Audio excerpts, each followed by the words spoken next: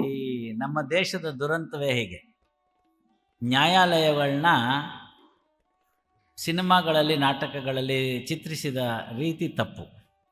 ಎರಡನೇದು, ಪೊಲೀಸು ನಮಗೆ ರಕ್ಷಣೆಗೆ ಬೇಕಾಗಿರೋರು, ಅವರನ್ನು ಚಿತ್ರಿಸಿದ ವಿಚಾರಗಳು ತಪ್ಪು. ಧರ್ಮವನ್ನು, ಅದು ವಿಶೇಷವಾಗಿ ಈ ದೇಶದ ಬಹುಜನರ ಧರ್ಮವನ್ನು ಕೀಳಾಗಿ ಕಂಡಿದ್ದು ಇನ್ನೂ ತಪ್ಪು. ಅದನ್ನು ಅವರು ಉನ್ನತೀಕರಿಸ್ತೀವಿ ಅಂತ ಹೋಗಿ ಇಲ್ಲದೇ ಇರೋ ಪ್ರಕ್ರಿಯೆಯನ್ನು ಜನರಿಗೆ ತೋರಿಸಿ ಅದರ ತಪ್ಪಭಿಪ್ರಾಯ ಹಾಕಿದ್ದು ಮತ್ತೊಂದು ತಪ್ಪು. ನನಗೆ ತಿಳಿದ ಮಟ್ಟಿಗೆ ನಮ್ಮ ತಂದೆಯವರು ಕೂಡ ಈಗ ಅವ್ರಿಗೆ 90 ವರ್ಷ, 89 ಮುಗೀತು. ಅವರೊಂದು 60 ವರ್ಷ ನ್ಯಾಯವಾದಿಗಳಾಗಿ ಕೆಲಸ ಮಾಡಿದ್ದರು. ನಾನೇ ಈಗ ಬರಬೇಡ ಅಂದಿದ್ದರಿಂದ ಅವ್ರು ಬಿಟ್ಟಿದ್ದಾರೆ. ಇನ್ನು ನಮ್ಮ ಈ ಒಂದು ಅನುಭವದ ಮಾತಿನಲ್ಲಿ ಹೇಳೋದಾದರೆ, ಈ ಭಗವದ್ಗೀತೆ ಮೇಲಿಟ್ಟು ಪ್ರಮಾಣ ಮಾಡಿಸಿ ಅಂತಕ್ಕಂಥ ಪದ್ಧತಿ ಇರಲಿಲ್ಲ. ಇದನ್ನು ಮೊದಲವಾಗಿ ತಿಳ್ಕೋಬೇಕು. ಅದು ಯಾಕೆ ಅಂತ ಹೇಳಿದ್ರೆ, ಸಂವಿಧಾನದಲ್ಲಿ ಎಲ್ಲ ಧರ್ಮಗಳನ್ನು ಕೂಡ ನೀವು ಅಷ್ಟೇ ಒಂದು ಸಮಾನತೆ ದೃಷ್ಟಿಯಿಂದ ಇಟ್ಕೊಂಡು ನೋಡಬೇಕು, ಗೌರವಿಸಬೇಕು ಅಂತ ಹೇಳಿದರೆ, ಅದರ ಬಗ್ಗೆ ಭಗವದ್ಗೀತೆಯಲ್ಲಿ ಕೃಷ್ಣನೇ ಹೇಳ್ತಾನೆ. ಹಾಗಾದರೆ ಏನಾಯಿತು ಅಂತಂದರೆ, ಯುಕ್ತ ಕಾನೂನಿನ ಪ್ರಕ್ರಿಯೆ ಅಂತ ಒಂದು ಬರುತ್ತೆ. ಅಂದರೆ ರೈಟ್ ಜಸ್ಟಿಸ್ ಡಿಸ್ಪೆನ್ಸೇಷನ್ ಸಿಸ್ಟಮ್ ಅಂತ. ಇದೊಂದು ಕಾನೂನಿನ ಕ್ಲಿಷ್ಟವಾಗಿರ್ತಕ್ಕಂಥ ವಿಚಾರ. ಇದರದೊಂದು ಬಂತು ಪ್ರಶ್ನೆ ಸುಪ್ರೀಂ ಕೋರ್ಟ್ ಮುಂದೆ. ಅಲ್ಲೇನು ಅಂತಂದರೆ, ಕೇಸು ಹೇಳಿರ್ತೀನಿ, ಯಾರು ಆಸಕ್ತಿ ಇರ್ತಾರೋ ಅವ್ರು ತಿಳ್ಕೊಬೋದು. ಗಾಯತ್ರಿ ವರ್ಸಸ್ ಗಿರೀಶ್ ಅಂತ ಒಂದು ಪ್ರಕರಣ ಬಂತು. ಗಾಯತ್ರಿ ವರ್ಸಸ್ ಗಿರೀಶ್ ಅಂತ. ಅದರಲ್ಲಿ AR 2016 SC 3559 ಅಂತ, ಯಾರು ನಮ್ಮ ಸ್ನೇಹಿತರಿದ್ದಾರೆ ಅವ್ರು ಬರ್ಕೋಬೋದು. ಇದರಲ್ಲಿ ಅದನ್ನು ಹೇಳೋವಂಥ ಸಂದರ್ಭ ಬಂದಾಗ, ಉತ್ತಿಷ್ಟ ಜಾಗೃತ ಅಂತ ಒಂದು ನಮ್ಮ ಭಗವದ್ಗೀತೆ ಶ್ಲೋಕ. ಇದು ಎಷ್ಟು ಪುರಾತನವಾದ ಗ್ರಂಥ, ಇವತ್ತಿಗೂ ಹೇಗೆ ಅಪ್ಲಿಕಬಲ್ ಅನ್ನೋದಕ್ಕೆ ನಾನು ಹೇಳ್ತಾ ಇದ್ದೀನಿ. ಉತ್ತಿಷ್ಟ ಜಾಗೃತ ಅಂತಂದರೆ, the law helps a diligent and not the negligent ಅಂತ ಒಂದು ಕಾನೂನು. ಹಕ್ಕುಗಳ ಬಗ್ಗೆ ಎಚ್ಚರಿಕೆಯಿಂದ ಇರಬೇಕು, ಅಂಥವನನ್ನು ಸಹಾಯ ಮಾಡುತ್ತೆ ಅಂತ. ಆ ಪ್ರಕರಣದಲ್ಲಿ ಸುಪ್ರೀಂ ಕೋರ್ಟ್ನವರು ಅದನ್ನು ಹೇಳ್ತಕ್ಕಂಥ ವಿಚಾರ ಬಂದಾಗ, ಈ ಉತ್ತಿಷ್ಟ ಜಾಗೃತ ಅಂತಕ್ಕಂಥ ಏನು ಭಗವದ್ಗೀತೆ ಭಾಗ ಇತ್ತು, ಅದನ್ನು ಉದ್ಧರಿಸಿ ಇದನ್ನು ತೀರ್ಮಾನ ಕೊಡ್ತಾರೆ. ಮೊದಲನೇದು. ಎರಡನೇದು, ಪಾವಿತ್ರತೆ ಕೇವಲ ಅದರ ಮೇಲೆ ಇಟ್ಟು ಸುಳ್ಳು ಹೇಳ್ತೀನಿ ಅಂತಂದರೆ ಅದಕ್ಕೆ ಪಾವಿತ್ರತೆಯೇ ಮರ್ತು ಹೋಗುತ್ತೆ. ಯಾಕೆ ನಮ್ಗೆ ಅದನ್ನಲ್ಲಿ ಜನಮಾನಸದಲ್ಲಿ ಅದು ಬಂದ್ಬಿಡ್ತು ಅಂತಂದರೆ, ಈಗಲೂ ಜನರಲ್ಲಿ ನಂಬಿಕೆ ಏನಿದೆ ಅಂದರೆ, ಭಗವದ್ಗೀತೆ ಮುಟ್ಟಿದವನು ಸುಳ್ಳು ಹೇಳಲ್ಲ ಅನ್ನೋ ಭಯ ಇದೆ. ಅದನ್ನು ಮುಟ್ಟಿ ಸುಳ್ಳು ಹೇಳಲ್ಲ ಅಂದ್ಕೊಳ್ಳೋ ದೃಷ್ಟಿನ ಬಿಂಬಿಸ್ತಕ್ಕಂಥದ್ದು ಭಗವದ್ಗೀತೆಯ ಒಂದು ಔನ್ನತ್ಯವನ್ನು ತೋರಿಸೋದಕ್ಕೆ ಸ್ಕ್ರಿಪ್ಟ್ ರೈಟರ್ ಸಿನಿಮಾದಲ್ಲಿ ಆ ಥರ ಮಾಡ್ತಾರೆ. ತಾವು ನೋಡಿ, ಭಗವದ್ಗೀತೆನೇ ಯಾಕೆ ಅಂತಂದರೆ, ಅಷ್ಟು ಜನಗ ಮಾನಸದಲ್ಲಿ ಭಯ ಇತ್ತು ಅವ್ರಿಗೆ. ಇದನ್ನು ಮಾತ್ರ ಸುಳ್ಳು ಹೇಳೋದು ಅಂತ. ನೋಡು, ನಿನ್ನಾಣೆ ಅಂದರೆ ನಿನ್ನಾಣೆ ಬೇಕಾಗಿಲ್ಲ ನನಗೆ, ನಿಮ್ಮ ತಾಯಿ ಆಣೆ ಹಾಕು ಅಂತಾರೆ. ಯಾಕೆ ತಾಯಿ ಆಣೆ ಹಾಕು ಅಂತಾರೆ ಅಂದರೆ, ತಾಯಿ ಶ್ರೇಷ್ಠಳು ಅಂತ. ಆಣೆ ಪ್ರಮಾಣಗಳು ನಿಮಗೆಲ್ಲ ಗೊತ್ತಿದೆ ಎಷ್ಟರ ಮಟ್ಟಿಗೆ ಈಗಿನ ಯುಗದಲ್ಲಿ ಅದು ಪ್ರಸ್ತುತತೆ ಅಂತ.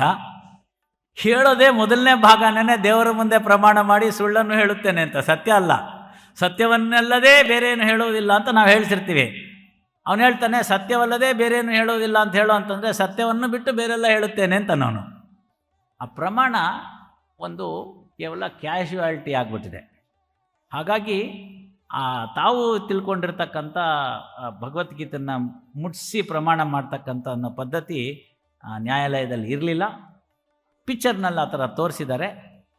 ಜನಕ್ಕೇನಿರಬೇಕು ಅಂತಂದರೆ, ನೋಡಿ, ತಮಗೆಲ್ಲ ಇವತ್ತು ಗೊತ್ತಿದೆ, ಇವತ್ತಿನ ಪೊಲೀಸ್ ವ್ಯವಸ್ಥೆಯಲ್ಲಿ ಒಂದು ಘಟನೆ ನಡೀತು ಅಂತಂದರೆ, ದುರ್ಘಟನೆ, ಅದಕ್ಕೆ ಅವ್ರು ನೋಡ್ತಕ್ಕಂಥದ್ದೇ ಮೊದಲು ಈ ಟೆಕ್ನಿಕಲ್ ಎವಿಡೆನ್ಸ್ ಅಂತ. ಇಲ್ಲೂ ಇದೆ, ಆ ಮೂಲೆಯಲ್ಲಿ ನೋಡಿದ್ರೆ ಗೊತ್ತಾಗುತ್ತೆ. ಒಂದು 360 ಡಿಗ್ರೀಸ್ ಒಂದು CCTV ಹಾಕಿಟ್ಟಿದ್ದಾರಲ್ಲಿ. ಎಂಥ ದೇಶ ರೀ ನಮ್ಮದು. ನನಗೆ ನೆನಪಿದೆ, 3ನೇ ಕ್ಲಾಸ್ 4ನೇ ಕ್ಲಾಸಲ್ಲಿ ನಾನಿದ್ದಾಗ ಮೇಡಮ್ಗೋ ಇನ್ನೊಬ್ರಿಗೋ ಏನೋ ಹೇಳಿತ್ತು, ನಮ್ಮ ಕ್ಲಾಸಲ್ಲಿ ಯಾರೋ ರಬ್ಬರ್ ತೊಗೊಂಡೋ ಪೆನ್ಸಿಲ್ ತೊಗೊಂಬಿಟ್ಟಿತ್ತು ಅಂತಂದರೆ, ಮೇಡಮ್ ಕೇಳೋದು, ಎಲ್ಲ ಚೆಕ್ ಮಾಡಿಸ್ತೀನಿ ಅಂತ. ಅವನಿಗೆ ಅಲ್ಲೇ ಕಿತ್ಕೋಬೇಕು ಭಯ, ಯಾವನು ಕದ್ಬಿಟ್ಟಿರ್ತಾನೋ ಅವನಿಗೆ. ಆವಾಗ ನಮ್ಮನೆಯಲ್ಲಿ ಏನು ಹೇಳಿರ್ತಿದ್ರು ಅಂತಂದರೆ, ನಮ್ದಲ್ಲದಿರೋ ವಸ್ತು ಮುಟ್ಟಬೇಡ, ಕಬ್ಬಣದಲ್ಲಿ ಬೀದಿನಲ್ಲಿ ಬಿದ್ದಿರ್ತಕ್ಕಂಥ ಕಬ್ಬಣ ತೊಗೊಂಬಂದರೆ ಮನೆಗೆ ತೊಂದು ಬರುತ್ತೆ, ಶನಿ ಅಂಟ್ಕೊಳ್ಳುತ್ತೆ, ಇದೆಲ್ಲ ಹೇಳಿದ್ರು. ಕೊನೆಗೇನು ಹೇಳಿದ್ರು ಅಂದರೆ, ಇಲ್ಲಿ ಭುಜದಲ್ಲಿ ಚಿತ್ರಗುಪ್ತರು ಅಂತ ಇರ್ತಾರಪ್ಪ, ಅವರೆಲ್ಲ ನೋಡ್ತಿರ್ತಾರೆ, ನಾಳೆ ದಿನ ತೊಂದರೆ ಆಗುತ್ತೆ ಅಂತ. ವ್ಯಾಸರಾಯರು ಕನಕದಾಸರಿಗೆ ಆಮ್ನಿ ಪ್ರೆಸೆನ್ಸ್ ಆಫ್ ಗಾಡ್ ಅಂತ ಪ್ರಶ್ನೆ ಬರುತ್ತೆ.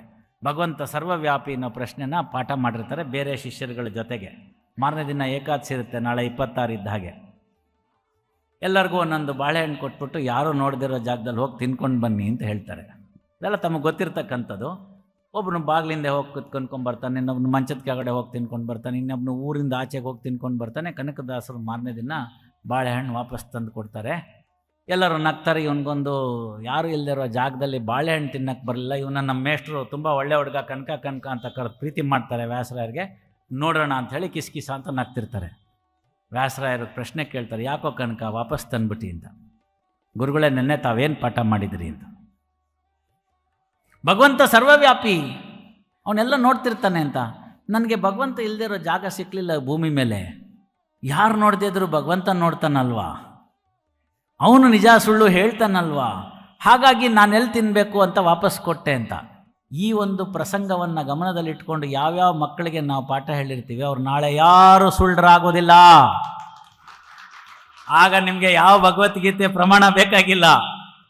ಒಳಗಿರ್ತಕ್ಕಂಥ ಆಂತರ್ಯದಲ್ಲಿರ್ತಕ್ಕಂಥ CCTV ಯಾವುದು ಅಂದರೆ ಚಿತ್ರಗುಪ್ತರು.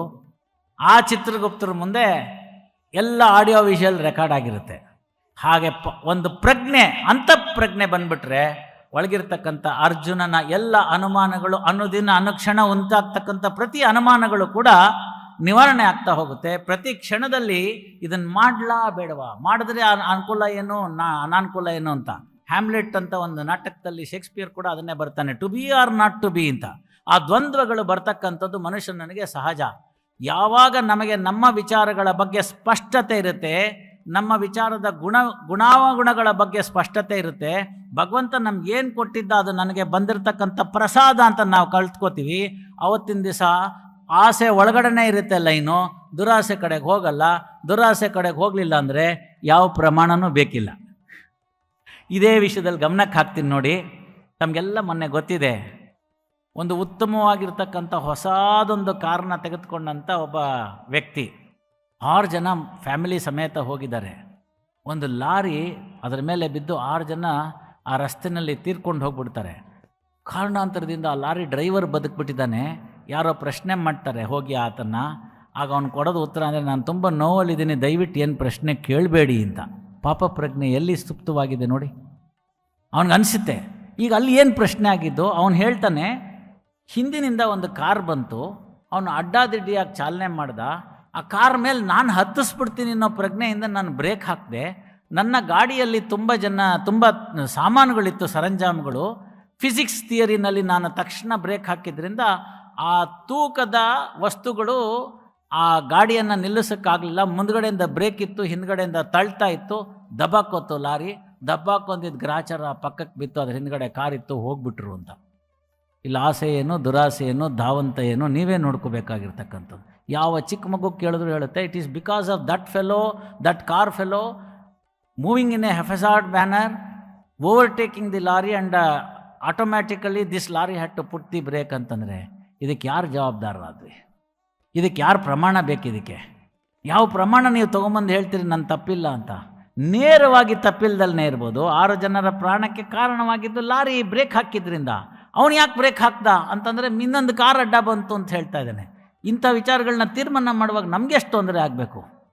ಹಾಗಾಗಿ ಅಲ್ಲಿ ಬರ್ತಕ್ಕಂಥದ್ದು ಪ್ರಮಾಣ ಅನ್ನೋದಕ್ಕಂಥದ್ದು ಅಂತಂದರೆ, ಯಾರಿಗೆ ಅಂತಃಪ್ರಜ್ಞೆ. ಇವತ್ತು ನೋಡಿದ್ವಿ ನಾವು, ಎಷ್ಟೋ ಜನ ಆ ಕೋಟಿ ಗೀತವನ್ನು ಪಾಲ್ಗೊಂಡು ಸರ್ಟಿಫಿಕೇಟ್ನ ತೆಗೆದುಕೊಂಡು ಹೋದವರು.